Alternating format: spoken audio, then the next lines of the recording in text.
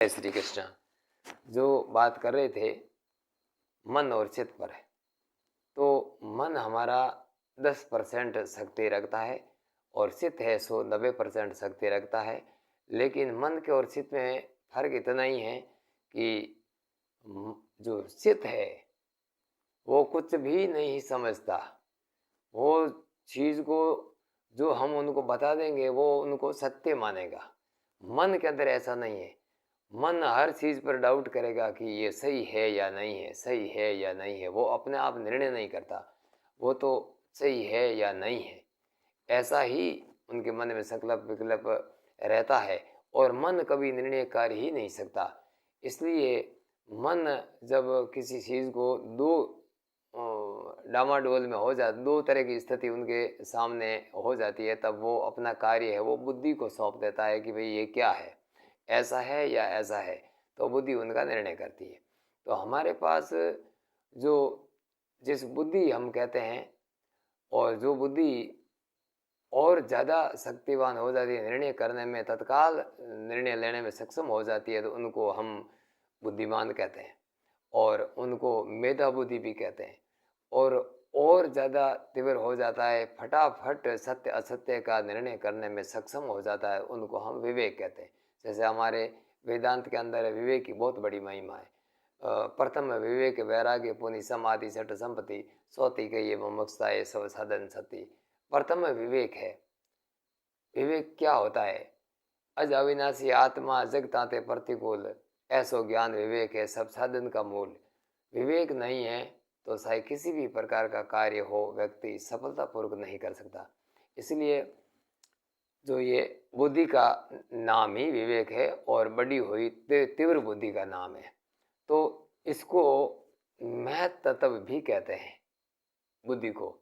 और ईश्वरीय जो बुद्धि है, ईश्वर के, क्योंकि ये बुद्धि है ये भी प्राकृतिक मसाले से बनी हुई है, ये कोई आत्मा का अंश नहीं है, ये कोई आत्मा का चेतन अंश नहीं है, ये भी अचेतन है और प्राकृतिक चीज से बनी हुई है। मन भी उसी से बना हुआ है, प्राकृतिक यानी भौतिक है। मन भी भौतिक है और बुद्धि भी भौतिक है। इसलिए तो भगवान ने कहा है कि आकाश वायु अग्नि जल पृथ्वी मन बुद्धि और अहंकार है, ये 8 प्रकार जो वेदों वाली जो मेरी प्रकृति है, मेरी जो माया है, ये जड़ है और जो नवमा जो चेतन है वो मेरा अंश है, वो मेरे जैसा ही चेतन है। इसलिए हम नव नारायण की देह कहते हैं। हमारे शरीर के अंदर 9 विभागों वाली प्रकृति, भौतिकता और एक हम आत्मा। तो इस तरह से अब जो चित्त है हमारा, वो स्वयं कुछ भी निर्णय नहीं लेता। अगर हम वो उनकी निर्णय की कसौटी एक ही है कि हमारी आत्मा को अगर जो लग जाए कि हाँ ये बात बिल्कुल ही सत्य है, अगर हमने आत्मा से मान ली किसी भी बात को, हाँ यही सत्य है, तो बस वो चीज़ उच्चित के अंदर चली जाएगी, उच्चित के अंदर चली जाएगी। बाद में हम कभी भी नहीं भूलेंगे उनको। और जन्मांतर में अगर हम भूल भी जाए तो जिस समय योग के द्वारा हम उनको अगर याद करना चाहे, देखना चाहे, तब भी देख सकते, चाहे 100 जन्मों के बाद, करोड़ों अनंत जन्मों के बाद भी, क्योंकि वो कभी भी नहीं मिटती। तो ऐसी चीज़, इसीलिए ये मन है ये एक सलनी की तरह है, यानी सारणी होती है ना, इस तरह से जो भी चीज़ है वो अंदर जाने से पहले मन उनको छान लेता है। स्वयं से नहीं छाना जाता तो बुद्धि को देता है, और बुद्धि जब निर्णय कर लेती कि हाँ यही सही है, तब वो ग्रहण करता है। और ग्रहण कर लिया तो फिर उनका जो रिजल्ट है वो देने के लिए वो प्रकृति का सहयोग लेता है। एक साथी और ऐसे की बात यह है कि जो जिसको हम चित्त कहते हैं और जिसको हम मन कहते हैं, आज की आधुनिक भाषा के अंदर ये विज्ञानी वाले या फिर मनोविज्ञान वाले इनका कुछ नाम अलग देते हैं, जैसे कॉन्शियस और सब कॉन्शियस। और दिमाग को और हमारी इस समझ को वो माइंड कहते हैं, सब कॉन्शियस माइंड और कॉन्शियस माइंड। कॉन्शियस को कहते हैं मन, मन को कॉन्शियस कहते हैं, और चित्त को जो ये मनोवैज्ञानिक सबकॉन्शियस ऐसा कहते हैं। तो सबकॉन्शियस जो है हमारा जो चित्त है वो ईश्वरीय महत्व तत्व से जुड़ा हुआ है। एक तो बड़ी बात यह है कि वो ब्रह्मांडीय शक्ति है, जो ब्रह्मांड की जो ऊर्जा है, जो ईश्वरीय शक्ति है, सर्वत्र फैली हुई है, हमारे अंदर भी है, बाहर भी है, कण कण में है, सब जगह है, ऊपर नीचे सब जगह जो ईश्वरीय एक एनर्जी फैली हुई है, प्रकाश फैला हुआ है, जो ईश्वर का ज्ञान है, ईश्वर की जो महिमा सब जगह। इसलिए तो कहते हैं कि ईश्वर सर्वव्यापक है। जो सर्वव्यापकता में जो सदा फैली हुई है और प्रकृति की जितनी भी रेंज है उन सब से ये हमारा चित्त जुड़ा हुआ होता है। ये चित्त जुड़ा हुआ होता है। चित्त हमारे किसी भी कार्य की सिद्धि के लिए चित्त ही काम करता है। जब हम किसी कार्य को सिद्ध करना चाहते हैं तो सिर्फ मन की कल्पना से और बुद्धि के निर्णयों से, सिर्फ इतने मात्र से प्रकृति हमारा सहयोग नहीं करती। ईश्वरीय जो ऊर्जा है वो हमारा सहयोग नहीं करती। वो सहयोग कब करेगी कि जब हम जो हमारी जो भी हमारा संकल्प है, जो भी हम कुछ करना चाहते हैं, जो भी जो चीज़ है वो हमारे चित्त में चली जाए। चित्त में भगवान कहते हैं ना, चित्त मुझ में लगाओ।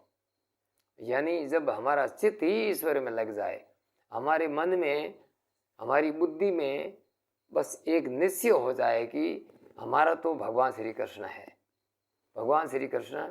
और कृष्ण का नाम लेते ही कुछ लोगों को ये लग रहा है कि कृष्ण 5000 वर्ष पहले आए थे और बाद में वो चले गए, बस इतना ही था कृष्ण, और क्या कृष्ण है। लेकिन ऐसा नहीं है। कृष्ण का आना, इन पर एक अलग से हम वीडियो बनाएंगे। कृष्ण वो शक्ति है जो ईश्वरीय एनर्जी की बात की हमने कि सर्वव्यापक शक्ति है। वो किसी एक पॉइंट पर आकर के, जिस तरह से सर्वव्यापक अग्नि कहीं प्रकट होती है तो उनकी जो शक्तियाँ प्रकट होती है, दाहिका और प्रकाशिका, और फिर वो हमारे काम में आती है। हम अग्नि से सारे कार्य कर लेते हैं, उस प्रकट अग्नि से, साकार अग्नि से। लेकिन जो माचिस के अंदर जो गुप्त अग्नि है उनसे हम कोई कार्य नहीं संपादित कर सकते। हमें पता है कि इसके अंदर अग्नि है, जानते हैं, सभी को पता है कि इसके अंदर अग्नि है, लेकिन जब तक अग्नि वो प्रकट ना हो, प्रकट हो जाए तो हम कहते हैं कि पहले अप्रकट थी, अब प्रकट हुई और फिर वो तो तूली बुझ गई। तो ये कोई अग्नि नहीं थी, ये तो बुझ गई। अग्नि तो हम उनको मानते हैं जो माचिस के अंदर है, जो गुप्त है। वो न तो उनका कोई रूप है, न रंग है, न कार्य करती है, वो निर्विशेष निर्विकार और पूरी पूरी तूलियों के अंदर सर्वत्र फैली हुई है। तो उस अग्नि को ही हम अग्नि मानते हैं, और जो तूली से प्रकट होकर के बाहर आते उसको हम अग्नि नहीं मानते। तो मत मानो भाई। जब भी हमें अग्नि से कोई कार्य संपादित करना होगा तो फिर उस तूलियों में छुपी हुई अग्नि से कभी नहीं हो सकता। तब तो प्रकट अग्नि से ही होगा, और जो प्रकट अग्नि होती है उसे हम साकार कहते हैं। ठीक इसी तरह से परमात्मा सर्वत्र फैले हुए सब जगह है, और जब वो प्रकट होते हैं, यानी अग्नि जिस तरह से ज्योतिमान हो जाती है, ठीक इसी तरह परमेश्वर किसी देह को लेकर प्रकट होते हैं, तब ईश्वर के संबंधित हमारे कार्य सिद्ध होते हैं। बाकी तो ईश्वर के भय से सारी सृष्टि का सेटिंग चलता है। वह हमारी प्रार्थना सुनने वाला, या हमें कोई दर्शन देने वाला, या हमसे कोई बात करने वाला, या फिर हमारे दुखों को दूर करने वाला, ऐसा कोई व्यवस्था ही नहीं है निर्गुण निराकार निर्विशेष के अंदर। क्योंकि अगर हम प्रार्थना भी करें तो वो दुख दूर करने के लिए अगर आए तो कैसे आए? हम उनके पैरों को नहीं मानते, उनके मुख नहीं मानते, यानी उनकी कोई बॉडी नहीं है, वो किसी भी प्रकार से।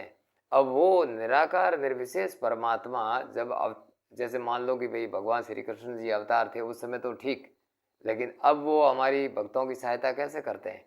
तो इन पर भी एक अलग से बात करेंगे कि ईश्वर जब हमारी निराकार रूप में है तब हमारी सहायता करनी पड़े, जैसे मान लो कि हम सगुण परमेश्वर को मानते हैं, लेकिन सगुण स्वरूप में तो आज अवतरित नहीं है, तो फिर हम सगुण को माने तो भी हमारी सहायता करने के लिए कौन आएगा?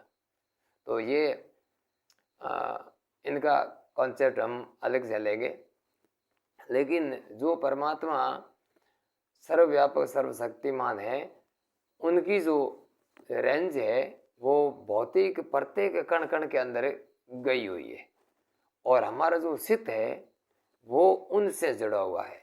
जब हम मन में चित्त में जो जिस चीज को हम स्वीकार कर लेते हैं, तब चित्त ये मान लेता है कि हाँ ये इनको करना है, तब प्रकृति और ईश्वरीय एनर्जी उस चित्त के जरिए हमको प्रेरित करती है ऐसा करवाने के लिए। और ये कार्य जाने अनजाने में बहुत सारे लोगों के साथ होता है।